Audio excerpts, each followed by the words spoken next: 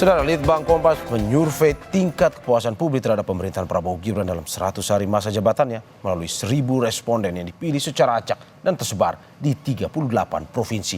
Survei dilakukan melalui wawancara secara tatap muka yang diselenggarakan pada tanggal 4 hingga 10 Januari 2025. Tingkat kepercayaan survei ini adalah 95% dengan margin of error sekitar 3,10% dalam kondisi penarikan sampel acak sederhana. Survei Litbang Kompas ini sepenuhnya dibiayai oleh Harian Kompas.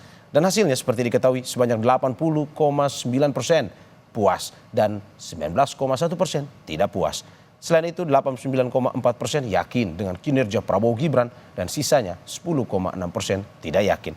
Dengan tingginya kepercayaan publik, apa yang perlu dievaluasi dari kinerja pemerintah? Pagi ini kita akan bahas dengan sejumlah narasumber, di antaranya di studio telah hadir peneliti Litbang Kompas Andreas Yoga Prasetyo. Selamat pagi Mas Yoga. Selamat pagi. Terima kasih sudah datang ke studio pagi ini. Dan melalui sambungan Zoom ada politisi senior PDI Perjuangan Andreas Hugo Parera. Selamat pagi Bang Hugo.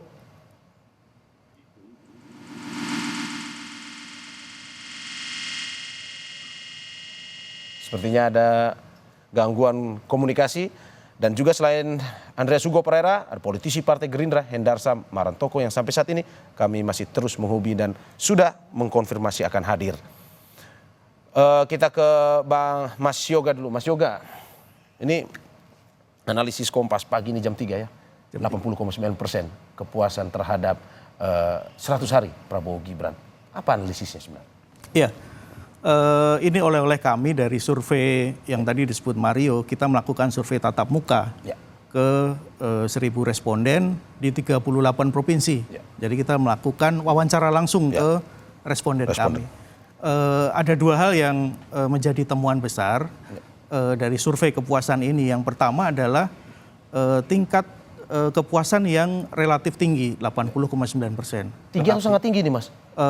Relatif tinggi. Relatif tinggi. Cuma memang ada 19,1% yang masih menyatakan tidak puas. Kalau kita proporsikan secara sederhana, dari 10 responden kita, 8 menyatakan puas, yang 2 tidak puas. Oke, ini jadi memang masih ada proporsi yang tidak puas. Oke, ini seperti yang ditunjukkan di dalam grafik yang ditampilkan di layar kaca nih. Dari yang tidak puas ini, mereka menyatakan bahwa persoalan bansos, kemudian harga sembako, kemudian susahnya mencari kerja, kemudian PHK, itu diungkapkan. Sementara dari sisi yang lain, dari 80,9 itu menyatakan ada dua hal juga di situ. Yang pertama adalah pola kepemimpinan. Kalau kita lihat pemerintahan Prabowo Gibran dalam 3 bulan terakhir ini lebih banyak menampilkan program yang merakyat. Itu yang pertama. Yang kedua adalah bagaimana program yang merakyat itu kemudian dieksekusi dalam 3 bulan pertama. Ini yang kita lihat di salah satunya adalah program makan bergizi gratis MBG. Itu dimulai tanggal 6 Januari kemarin. Masih menyasar 650.000 pelajar. Tetapi Presiden Prabowo akan menargetkan itu bisa sampai 82 juta nanti di akhir 2025. Ini yang menjadi dua hal yang menopang bagaimana pemerintahan ini dipersepsikan baik oleh masyarakat. Oke, Mas, sebelum kita masuk lebih detail terkait dengan hasil survei Litbang Kompas, kenapa 100 hari menjadi salah satu bagian penting dalam survei Litbang Kompas? Dalam arti bahwa Litbang Kompas akhirnya melakukan survei terhadap masa 100 hari ke pemerintahan Prabowo Gibran ini. Iya, 100 hari adalah masa krusial ya. Kalau kita lihat sejarahnya memang kita selalu melakukan survei 100 hari sejak pasca reformasi, sejak Presiden Abdurrahman Wahid sampai hari ini Presiden Prabowo. Kenapa? Ada orang bilang di situ masih sangat pendek, tetapi sebetulnya dengan melihat pengalaman kita memiliki 7 presiden atau 6 ya sesudah reformasi, itu kita bisa membandingkan dalam 100 hari ini ada nggak hal yang spektakuler dibikin. Karena memang kalau kita lihat 100 hari juga punya dimensi bahwa euforia politik itu masih ada. Kita menangkapnya adalah ini sebuah harapan dan ekspektasi dalam 3 bulan itu muncul nggak? Ini yang menarik dari 100 hari survei pemerintahan. Kalau kita lihat di survei pemerintahan sebelumnya itu memang cukup tinggi euforianya. Terakhir kita melakukan survei ke pertama kali Presiden Jokowi menjabat Januari 2015. Waktu itu survei kepuasannya mencapai 65%. Nah, capaian yang didapat oleh Presiden Prabowo ini 80,9% itu memang yang paling tinggi dibanding survei-survei 100 hari pemerintahan sebelumnya. Nah, ini ada faktor lain lagi yang didapat oleh Presiden Prabowo, yaitu aspek keberlanjutan. Jadi sebelum survei ini dilakukan 100 hari, kita juga pernah melakukan survei jelang pelantikan. Saat itu tingkat keyakinan terhadap pemerintahan ini September 2024 tingkat keyakinannya cukup tinggi, 74%. Jadi memang pemerintahan ini punya modal yang baik, melanjutkan apa yang sudah dicapai oleh pemerintahan sebelumnya. Terakhir Presiden Jokowi mendapat apresiasi 75%. Jadi sebetulnya memang sesuatu yang sudah tidak mengagetkan. Tidak mengagetkan. Oke, saya Mas juga tahan sebentar karena sepertinya Andreas Hugo Parera, politisi senior PDIP sudah bergabung dengan kita. Bang Andre, selamat pagi. Selamat pagi Mario. Terima kasih Bang sudah bergabung di Sapa Indonesia Pagi. Bang, bagaimana PDIP sendiri melihat hasil tingkat kepuasan survei Litbang Kompas pada hari ini, 80,9% untuk Prabowo Gibran? Iya, saya kira ya kalau kita lihat dari hasil survei tentu ini sesuatu yang baik untuk pemerintahan Prabowo sekarang karena faktor tadi juga sudah disinggung. Saya kira persiapan transisi, artinya masa transisi yang dilakukan dengan baik itu tentu membawa impact pada di masa awal pemerintahan ini. Dalam arti transisi itu berlangsung cukup lama sejak bulan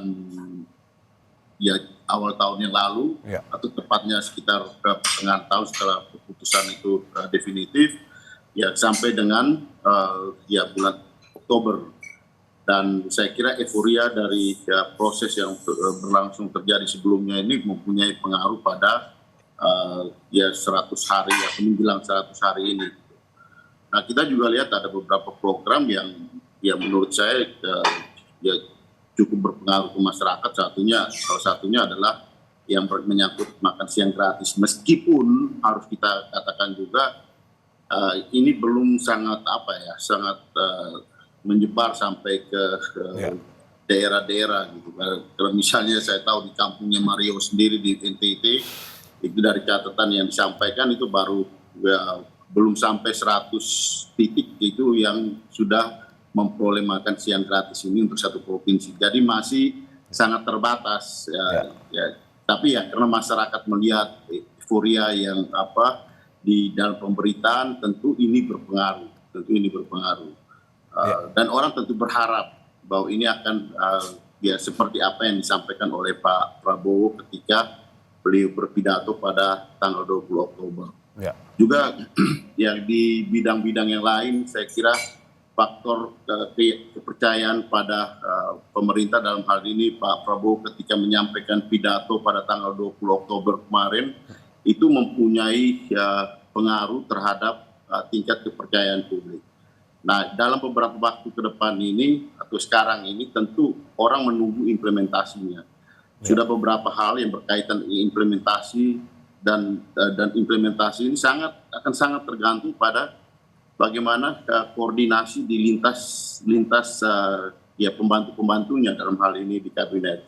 Nah, ini terus terang kalau dari aspek ini saya kira perlu menjadi perhatian ke depan karena koordinasi ini salah satu faktor yang penting di dalam implementasi dari program-program pemerintahan. Kita tahu bahwa apa yang berlangsung sampai dengan sekarang ini masih merupakan bagian dari perjalanan politik sebelumnya. Dalam arti apa? Implementasi dari APBN ini baru akan dimulai pada awal tahun ini. Karena kemarin masih ada penyesuaian dari DIPA, anggaran segala macam. Nah, tapi pada awal tahun ini baru kemudian akan implementasi itu program-program itu akan diimplementasikan oleh kementerian dan lembaga yang menjadi yang ada di bawah pemerintahan Pak Prabowo. Oleh karena itu saya kira kita lihat dalam jangka waktu ke depan, kita harapkan bahwa tingkat kepuasan publik ini bisa tetap dipertahankan, dan itu tentu harapan kita semua. Gitu. Oke, tetap dipertahankan. Ini ada kabarnya katanya 80,9% menjadi lebih menarik bagi PDIP untuk jadi mitra strategis katanya, Bang.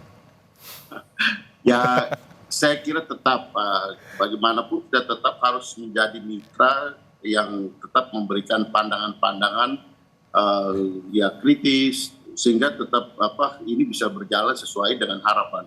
Kenapa? Karena kalau tidak ada yang memberikan masukan-masukan, saya kira kalau semuanya yes man, nah ini juga bisa menindakbobokan pemerintahan ini. Karena kita tahu juga misalnya di dalam beberapa kebijakan yang sekarang lagi ramai menyangkut PSN.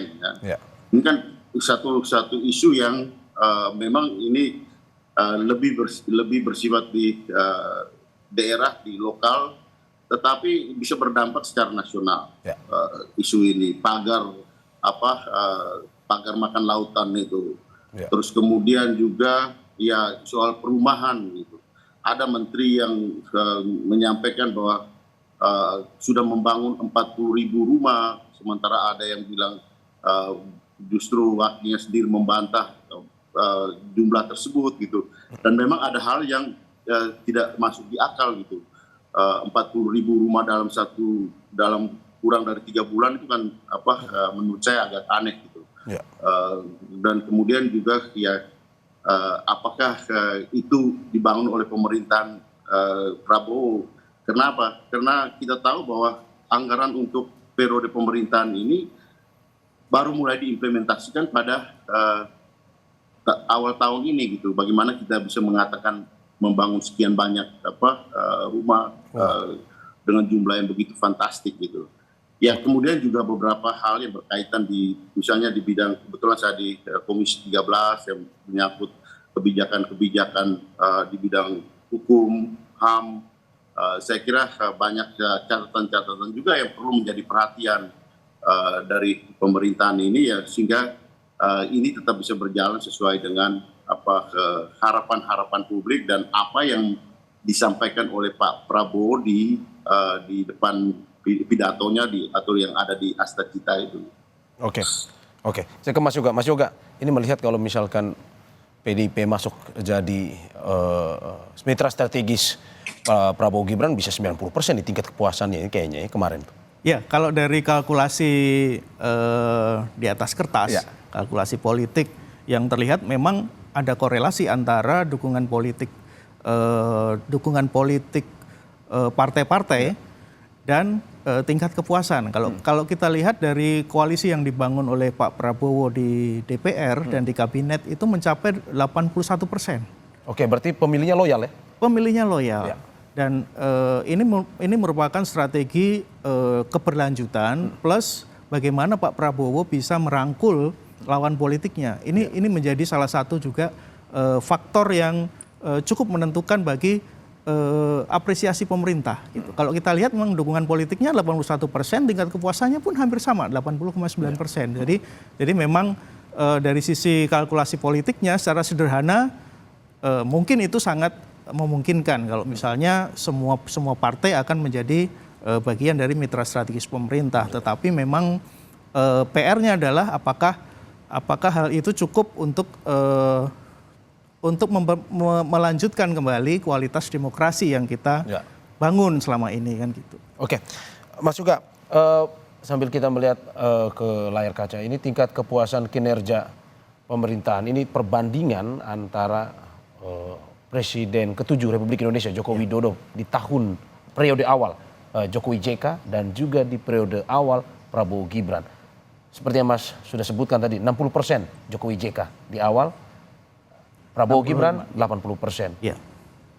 Ini memang tren yang menurut saya menjadi modal baik ya bagi pemerintahan sekarang. Kenapa? Karena memang ini yang paling tinggi sepanjang sejarah. Bahkan lebih panjang lagi ketika dibandingkan dengan presiden sebelumnya juga ini yang paling tinggi. Pak Jokowi aja paling tinggi Juni 2024 70%. 74, sekian persen itu. Sementara Pak Prabowo sudah menambah 5% di atasnya 80,9%. Tapi ada faktor lain yang perlu kita cermati, Mario, di sini adalah ketika kita melihat euforia politik di 3 bulan pertama, itu bisa berbanding 180 derajat, berbalik ketika turun di masa 1 tahun pemerintahan. Jadi ada fase krusial di sini yang kita sebut sebagai implementasi atau konsistensi dari apa yang sudah dicanangkan. Benar nggak itu berjalan atau cukup hanya berhenti di 3 bulan ataukah masih bisa sampai 1 tahun kemudian sampai 5 tahun. Itu dinamika proses politik di mana nanti masyarakat juga akan menilai apakah pemerintah konsisten melaksanakan itu, pemerintah mengimplementasikan secara merata ke semua masyarakat. Itu yang menjadi tantangan berikutnya bagi pemerintahan Prabowo Gibran ketika mendapat approval rating yang cukup tinggi, 80,9% di 3 bulan pertama. Ini baru 3 bulan pertama, bisa berubah di 1 tahun kemudian. Anda mau bilang bahwa konsolidasi politik sudah selesai. Sekarang program implementasi program realnya ini yang ditunggu ya? Iya. Oke, saya ke Bang Andre. Bang Andre, melihat grafik tadi perbandingan antara periode pertama Presiden Jokowi dan Wakil Presiden Yusuf Kala dan periode pertama Presiden Prabowo dan juga Wakil Presiden Gibran Rakebuming Raka, ini ada perbedaan 60% dan saat ini 80%. Ini tanggapan bagaimana? Padahal waktu itu kan lagi mesra-mesranya Pak Jokowi dengan PDIP. Ya seperti yang saya katakan tadi, apa yang terjadi di kurang dari 100 hari pertama ini, artinya 3 bulan awal ini tentu imbas dari masa transisi gitu. Kita tahu bahwa masa transisi pada periode yang sebelumnya, terutama periode pergantian pemerintahan. Kalau 2019 kan dari figur yang sama kan. Tapi kalau 2014 kan dari Pak SBY ke Pak Jokowi ketika itu. Masa transisi pertama, masa transisi yang relatif pendek, kemudian praktis pergantian pemerintahan pada waktu itu dengan warna pemerintahan yang harus kita katakan berbeda. Nah, kan dibandingkan dengan sekarang, tentu apa yang disampaikan oleh Pak Prabowo dengan keberlanjutan, tentu ini berpengaruh pada persiapan-persiapan dan pandangan publik tentang proses yang berjalan ini. Kita lihatlah kita ke depan dalam arti ketika implementasi dari program yang sudah disiapkan oleh pemerintahan Pak Prabowo dan Pak Gibran ini di dalam waktu-waktu yang ke depan. Nah ini tentu realnya ini akan terjadi di dalam katakanlah 3 bulan ke depan lagi, terus kemudian 1 tahun ke depan. Di dalam pelaksanaan misalnya periode pertama dari pelaksanaan APBN 2025-2026 nanti. Sehingga kita berharap bahwa ini tetap berjalan baik, tapi tentu perlu ada opini-opini, second opinion, terus kemudian pandangan-pandangan kritis dari masyarakat, dari DPR sendiri. Kita di DPR juga kita tetap memberikan masukan-masukan, pandangan-pandangan ketika kita melihat bahwa ada hal-hal yang perlu untuk menjadi catatan di dalam pemerintahan. Kalau tidak, ini yang kita tidak harapkan, bahwa tiba-tiba kita berpikir bahwa semua bisa kita atur, kemudian terjadi seperti apa yang terjadi pada bulan September kemarin gitu. Masyarakat yang akan turun gitu. Ketika melihat bahwa pemerintah berpikir, di DPR sendiri berpikir bahwa semuanya bisa diputuskan karena semua menyetujui itu gitu. Ternyata di masyarakat banyak orang yang tidak sependapat dengan apa yang ingin diputuskan oleh DPR dan pemerintah. Kasus misalnya undang-undang pilkada kemarin gitu. Jangan sampai itu yang hal-hal seperti itu kita dininabobokan dengan pandangan-pandangan bahwa kita bisa mengatur semuanya karena semua sudah setuju. Ternyata masyarakat melihat itu berbeda. Saya kira hal-hal seperti ini tentu perlu menjadi perhatian. Jangan sampai misalnya kita berpikir bahwa semua orang puas dengan ini. Ternyata ada kasus misalnya PSN di Banten yang tentu ini mengejutkan kita semua, tetapi sebenarnya ini hal yang sebenarnya sudah cukup lama terjadi. Tapi orang seolah-olah menutup mata terhadap hal tersebut. Dan ini bisa merambat dan berimbas pada kasus yang sampai kasus secara nasional. Saya kira kita tidak berharap bahwa itu hal-hal itu akan terjadi, tapi saya kira perlu menjadi pertimbangan, perlu menjadi perhatian kita supaya pemerintahan ini bisa bekerja berjalan dengan baik. Oke, Mas Yoga, second opinion, biar pada akhirnya tidak kebablasan kalau kata Bang Andre Hugo. Tetapi kalau dilihat dari tadi Mas Yoga sudah menjelaskan terkait dengan dukungan politis yang di parlemen, tapi sebenarnya kepuasan terhadap Prabowo Gibran secara program implementasi realnya di lapangan seperti apa? Karena dalam pemberitaan hari ini di media harian Kompas mengatakan bahwa ada banyak, salah satunya makan bergizi gratis dan apa saja misalkan? Iya, ada dua hal program yang melekat di hati masyarakat. Yang pertama adalah kesehatan, yang kedua adalah pendidikan. Ini juga menjadi backbone atau program prioritas ya yang selalu didengung-dengungkan oleh Presiden Prabowo. Ini sebetulnya mengerucut ke satu hal, kesejahteraan sosial. Itu yang kita temukan juga di lapangan. Kita menemukan makan bergizi gratis itu ada. Tetapi betul bahwa misalnya kayak program 3 juta rumah itu memang belum ada. Di lapangan sejauh pengamatan kita itu memang belum ada. Tetapi program makan bergizi gratis yang sangat berefek ke pelajar itu sudah berjalan. Dan itu bisa dirasakan langsung oleh masyarakat. Jadi memang ada PR-nya.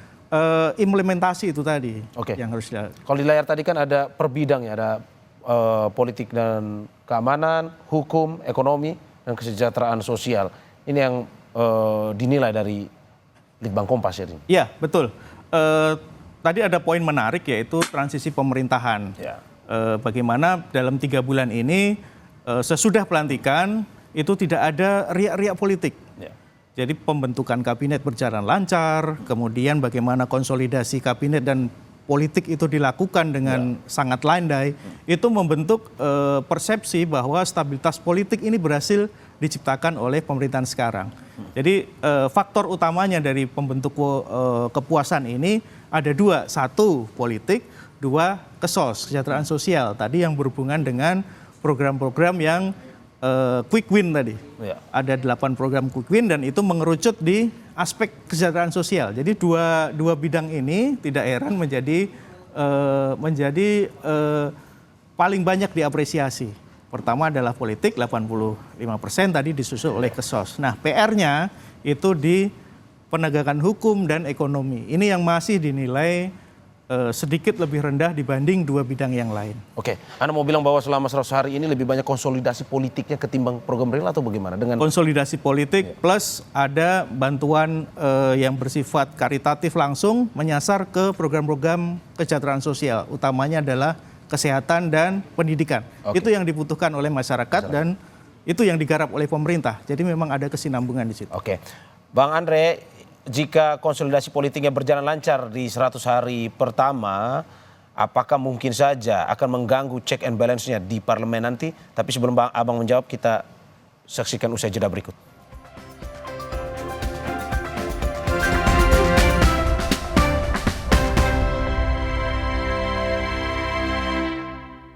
Kejar setoran, yang penting kerja halal. Freshcare dong, halal. Capek kena PHP? Pilih yang pasti-pasti aja. Freshcare, pasti aromanya, pasti fresh hangatnya. Freshcare, hangatnya selalu bikin fresh. Bertahun-tahun, Hotin Cream telah jadi teman harian. Bantu redakan pegal akibat kerjaan dan saat jalan-jalan, serta nyeri otot olahragawan. Balur Hotin, panasnya mijit, hotnya in sampai ke dalam. Gak lengket, tanpa bekas. Hotin Cream. Lidah orang Indonesia itu sukanya yang gurih. Makanan sih banyak. Emang ada ya kopi gurih? Ada, Creamy Latte. Dibuat dari kopi grade Brazil, gurih susu New Zealand. Benar, gurih. Iya, gurih. Creamy Latte, kopi latte, gurih. Batuk pilek parah sampai jadi pusat perhatian. Actifed, formulanya bantu sikat dahak membandel.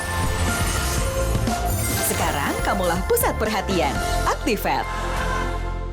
Poshman Ice Cool baru. Wangi nyegerin with extraordinary cooling sensation. Suhu badan turun sampai 5 derajat. Bawa lo ke Icy World. Instant freeze with Poshman Ice Cool. Push the limit. Lain. Pisang. Hayo, siapa yang makan Oreo-nya? Udah gak sabar ya? Kalian lupa sesuatu nggak? Gini caranya makan Oreo. Diputar, dijilat, dicelupin. Kalau kebayang, jangan pikir panjang. Lidah orang Indonesia itu sukanya yang gurih. Makanan sih banyak. Emang ada ya kopi gurih? Ada Creamy Latte. Dibuat dari kopi grade Brazil, gurih susu New Zealand. Benar, gurih. Iya, gurih. Creamy Latte, kopi latte, gurih. Emang boleh seboring ini? FN-Man 2-in-1 Spray Cologne baru dengan antibakterial plus fight odor, wanginya fenomenal and bring the good vibes. Semua pengen deket sama lo. Spray it now. FN-Man 2-in-1 Spray Cologne, bring the good vibes. Aqua percaya akan kebijaksanaan dan keajaiban alam. Aqua berasal dari gunung-gunung terpilih, bukan tempat yang mudah tercemar. Aqua disaring oleh lapisan bebatuan pelindung tanpa proses rekayasa. Aqua mengandung mineral alami tanpa tambahan zat berbahaya. Sehingga Aqua terasa dingin tanpa didinginkan. Jelaskan kalau tak semua air itu Aqua. Aqua 100% murni. Kakekmu yang itu juga dong. Tapi gigi kakek. Gak usah khawatir. Poliden Adhesive membuat Anda bisa menggigit kuat dan cegah terperangkapnya sisa makanan. Poliden Cleanser, bunuh bakteri lebih kuat dari pasta gigi. Sebuah penelusuran jurnalistik. Investigasi untuk mencari bukti dari peristiwa-peristiwa yang mengundang polemik. Dipo Investigasi setiap Senin pukul 8:30 malam di Kompas TV yang didukung oleh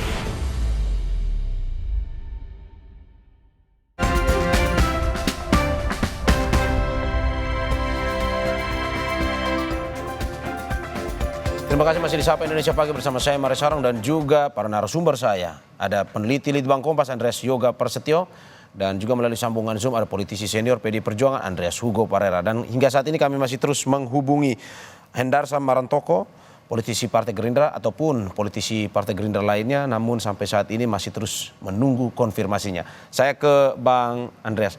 Bang Andre, melihat bahwa konsolidasi politik Prabowo Gibran berhasil merangkul mereka-mereka yang berada dalam hubungan dengan politis ini berhasil di 100 hari pertama.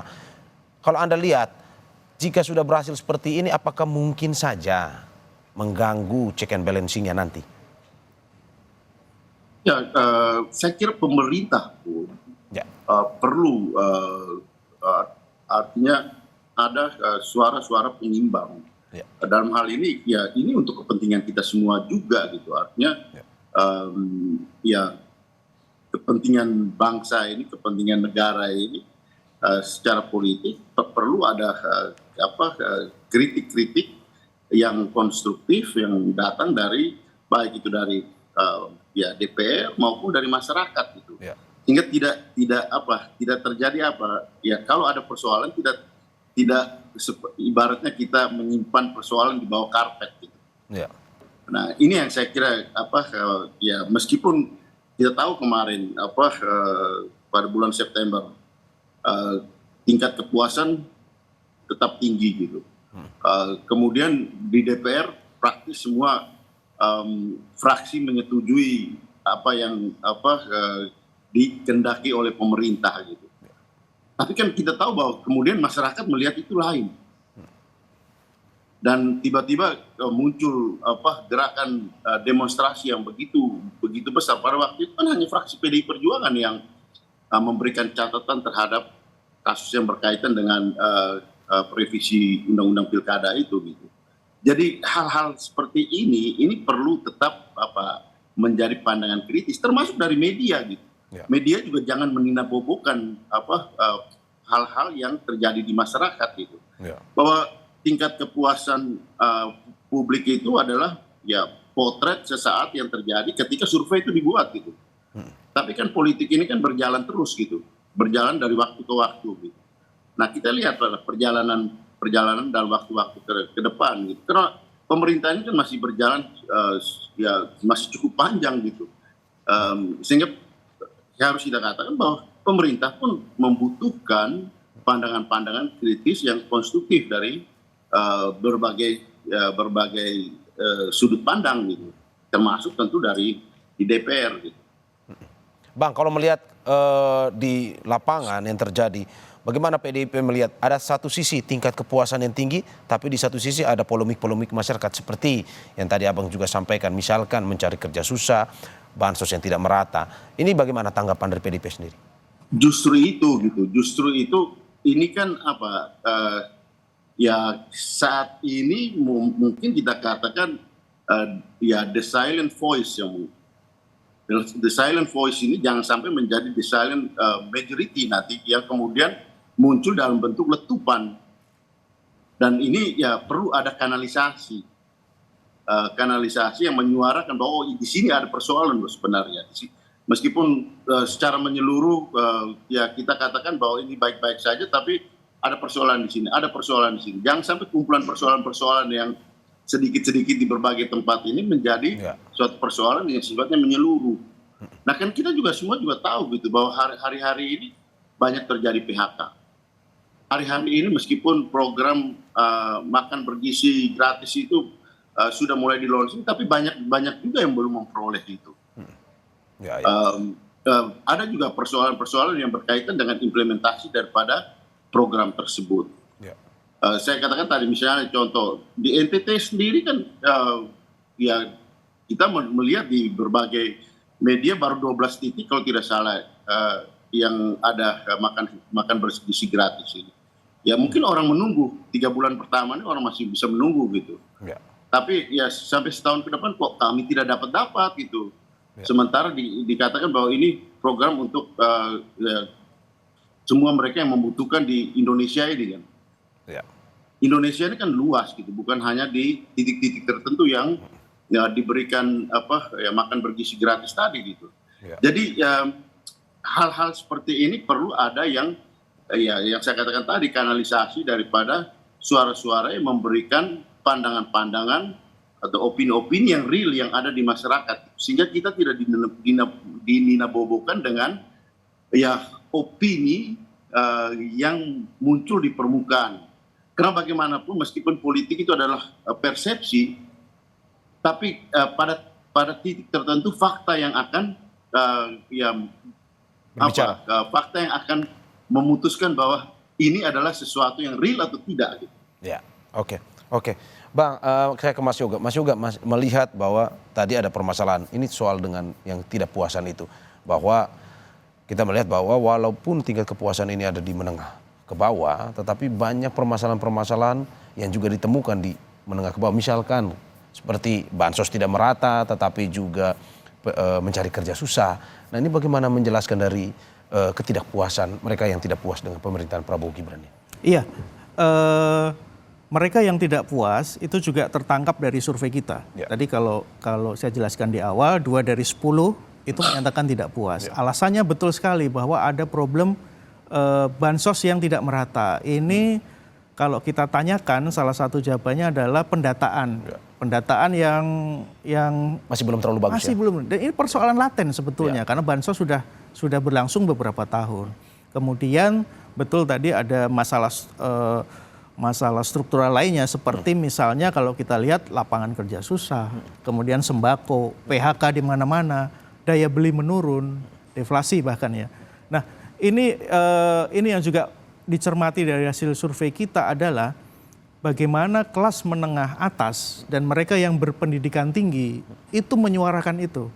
Jadi porsi terbesar dari mereka yang tidak puas berasal dari masyarakat yang berpendidikan tinggi 70% dan masyarakat kelas atas 67%. Jadi proporsi yang tidak puas itu semakin membesar di kelompok masyarakat yang relatif relatif tinggi. Nah, itu yang akan menjadi tantangan bagaimana tadi dibilang bahwa satu ada problem struktural, problem latin yang mungkin tidak terjawab dengan program-program yang sangat instan ini, program karitatif yang lebih banyak diterima oleh masyarakat bawah. Sementara masyarakat kelas atas, masyarakat berpendidikan tinggi ini harus mensubsidi program yang dilakukan oleh pemerintah. Bagaimana kemudian banyak pajak, kenaikan itu diterima oleh masyarakat kelas atas, sementara masyarakat kelas bawah menerima sebaliknya. Jadi betul sekali tadi dibilang bahwa persepsi yang kita potret memang saat kita melakukan survei. Tetapi ada tren juga yang tadi juga ditunjukkan bagaimana survei itu memotret dinamika persepsi kepuasan masyarakat. Saat-saat tertentu itu bisa turun. Misalnya dulu pernah di zaman Pak Jokowi JK ada kenaikan harga BBM. Itu kan sangat menyentuh bagi seluruh masyarakat. Persepsinya langsung turun. Kemudian ada konflik ketika pencalonan Kapolri. Itu juga langsung berimbas ke gejolak politik. Bagaimana itu sampai ke DPR, sampai ke perseteruan dua lembaga negara, itu juga mempengaruhi persepsi publik. Jadi memang apa yang kita potret akan lebih lengkap rasanya kalau kita melihat secara tren. Jadi yang tadi dibilang bulan madu pemerintahan atau euforia dalam 3 bulan ini belum tentu besok bisa sama. Angka yang begitu tinggi ini bisa saja bergejolak di kemudian hari ketika tadi dibilang bahwa kenapa makan bergizi gratis hanya diterima oleh 650.000 doang, sementara dijanjikan 80 juta misalnya. Ini sampai kapan? Kemudian update soal rumah sakit tipe D ke C, itu juga dalam 3 bulan ini memang sudah ada implementasi berupa groundbreaking. Tetapi apakah itu akan selesai dalam berapa tahun ke depan, kita juga belum tahu. Tetapi bahwa saat ini masyarakat melihat kesungguhan dari pemerintah itu iya, tetapi tantangan ke depannya adalah bagaimana pemerintah bisa mempertahankan tingginya persepsi publik terhadap pemerintah. Tapi ini menarik bahwa startnya sudah tinggi, 80%. Apakah mungkin saja, Mas Yoga, menjadi sebuah tanda kutip beban bagi pemerintahan Prabowo Gibran untuk terus memuaskan masyarakatnya di 5 tahun Prabowo Gibran ini, ataukah mungkin ini menjadi salah satu jalan mulus bagi pemerintahan Prabowo Gibran diyakini bisa melanjutkan terus atau sukses dengan program-programnya? Kalau kita lihat jejaknya memang dinamis, bahwa itu bisa turun. Tetapi kata kuncinya adalah bagaimana pemerintah membuktikan konsisten bekerja, kemudian mengimplementasikan apa yang sudah dia buat, sambil menjaga terus stabilitas politik, kepastian hukum, dan jaminan ekonomi. Itu akan menjawab nanti di 1 tahun pemerintahan sampai 5 tahun pemerintahan. Apakah pemerintah bisa mempertahankan modal yang sudah sangat tinggi ini. 80,9% ini baru pertama kali terjadi, dan kita juga sama-sama akan melihat apakah 1 tahun ke depan akan naik ataukah bisa turun dengan berbagai macam tantangan yang dihadapi. Misalnya gejolak ekonomi, tren PHK, kemudian daya beli yang menurun, deflasi, itu juga akan mempengaruhi bagaimana pemerintah bisa tetap baik di mata rakyatnya. Apakah mungkin saja menurut Anda untuk mempertahankan 80% ini Prabowo Gibran akan lebih banyak memberikan kebijakan-kebijakan populis, misalkan bansos ataupun kebijakan lain, sehingga tetap menjaga tingkat kepuasannya? Kalau melihat instrumen yang paling besar ketika kita survei memang apa yang didapatkan oleh masyarakat seperti bansos, kemudian tadi makan bergizi gratis, kemudian layanan kesehatan, itu yang salah satu yang membentuk bagaimana citra publik menilai kinerja pemerintah. Kesungguhan mereka ketika menggelontorkan bansos sejak November, melanjutkan yang sebelumnya, itu sudah dinilai sebagai salah satu start point yang bagus. Apakah ini akan berpengaruh ke depan? Menurut saya iya, karena itulah yang mungkin membantu mengganjal turunnya daya beli, kemudian bagaimana sulitnya rakyat mencari pekerjaan dalam sementara waktu. Itu Mario. Oke, saya ke Bang Andre. Bang Andre, melihat 100 hari Prabowo Gibran yang 80% relatif tinggi, apa sebenarnya masukan dari PDIP ke depan untuk mungkin saja menjaga ini atau bisa meningkatkan tingkat kepuasan dari Prabowo Gibran pemerintah terhadap masyarakat? Ya, tadi melanjutkan apa yang disampaikan oleh Mas Andreas juga tadi, bahwa kalau kita perhatikan ya, saya bukan ahli ekonomi, tapi dengan perjalanan waktu sampai sekarang, dalam bahasa yang lebih sederhana, bahwa dukungan dari berbagai macam program sosial ini ya sekarang ini ya lebih karena dukungan dari kelompok kelas menengah, kelompok kelas atas yang memberikan membayar pajak, membayar yang lain-lain semua lebih tinggi untuk kemudian ini didistribusikan kepada masyarakat di bawah. Nah ini baik gitu, ini baik. Tapi seberapa jauh dan seberapa lama ketahanan masyarakat kelas atas ini bisa terjadi. Saya kira di sini mau saya katakan bahwa faktor ekonomi ke depan itu akan sangat menentukan, dan faktor ekonomi ini tentu ya di samping domestik juga internasional gitu, faktor geopolitik global. Dan kita berharap bahwa ini bisa berjalan baik terus dan pemerintah bisa menjaga stabilitas gitu. Kita masih ingat bahwa akhir tahun 90-an dulu semua orang menilai bahwa pemerintahan Indonesia pada waktu itu berjalan baik gitu. Tapi ya krisis yang terjadi di negara tetangga kita kemudian secara cepat itu merubah semua situasi yang terjadi termasuk di kita gitu, dan itu kemudian berbuntut sampai dengan terjadinya peristiwa apa yang kita kenal dengan reformasi gitu. Kita tidak berharap bahwa ini terjadi lagi, tapi kita perlu mengantisipasi hal-hal seperti itu gitu, bahwa ya hal-hal yang dinyatakan secara baik itu baik untuk menjadi bahan refleksi kita gitu. Tapi tetap perlu memperhatikan aspek-aspek tadi, seperti yang tadi Mas Andreas sendiri katakan dari hasil survei ini kan kita menunjukkan bahwa dukungan misalnya bansos, program-program kerakyatan, ya karena kita ini hidup di dalam satu negara kan, bahwa semua hal yang baik ini karena kita peroleh dari satu kelompok yang mendistribusikan ini gitu. Tapi seberapa jauh ketahanan dari kelompok ini ya untuk bisa kemudian juga tetap memberikan distribusi itu secara terus-menerus gitu. Dan disinilah tugasnya pemerintah gitu, bahwa support ini juga supaya mereka juga merasa adil dan tetap bisa katakanlah membayar pajak dengan dengan sukarela, dan kemudian ini bisa menjadikan kita hidup dalam satu negara yang baik yang mereka yang mampu maupun mereka yang kurang mampu untuk bisa tetap saling mendukung gitu. Nah saya kira keadilan seperti ini perlu tetap dijaga dan menjaga stabilitas keseimbangan daripada proses perjalanan pemerintahan dan negara Republik Indonesia ini. Ya, terakhir Mas Yoga, terkait dengan apa yang harus ditingkatkan lagi ataupun dijaga oleh pemerintahan Prabowo Gibran dalam setelah 100 hari ini terkait dengan apa kerja-kerja yang perlu diprioritaskan, harus diselesaikan, dan apa lagi? Ya, yang pertama adalah bagaimana mencermati aspek ketidakpuasan publik. Itu yang menjadi PR yang menurut saya paling besar ya, karena di situ juga tadi dibilang lebih banyak ke faktor ekonomi. Sementara pemerintah lebih banyak menggarap bidang kesejahteraan sosial.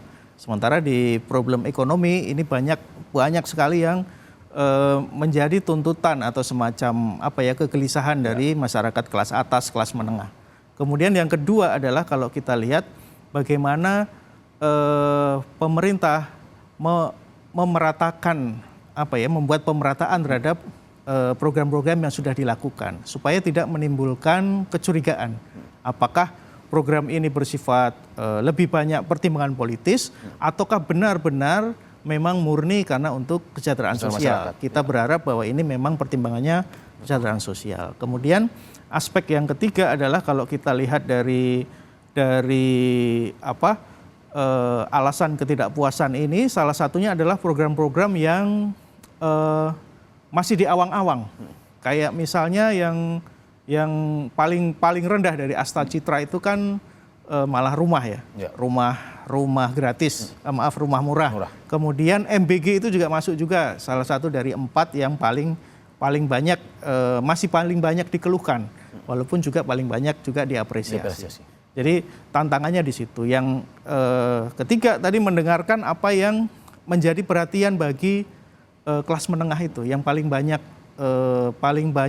kena dampaknya ini. Kena dampaknya. Ini yang harus dikelola dengan baik karena mereka lebih kritis. Mereka lebih aware terhadap isu-isu yang menurut mereka ini mendegradasi demokrasi, ini mengkhawatirkan ekonomi. Kenapa? Karena ketika 98 kita belajar dari krisis yang paling berat dialami Indonesia adalah ketika bertemunya krisis ekonomi dengan krisis politik. Ini yang paling berat bagi pemerintahan di Indonesia. Oke, Mas Yoga, sebelum saya closing, bahwa hari ini Litbang Kompas merilis hasil survei tingkat kepuasan dan tidak hanya hari ini, tapi selama 5 hari ke depan ya, Mas? Ya, kita akan mengupas dalam 5 hari ke depan dari berbagai aspek. Yang hari ini adalah soal kepuasan secara umum, kemudian juga asta cita dan quick win.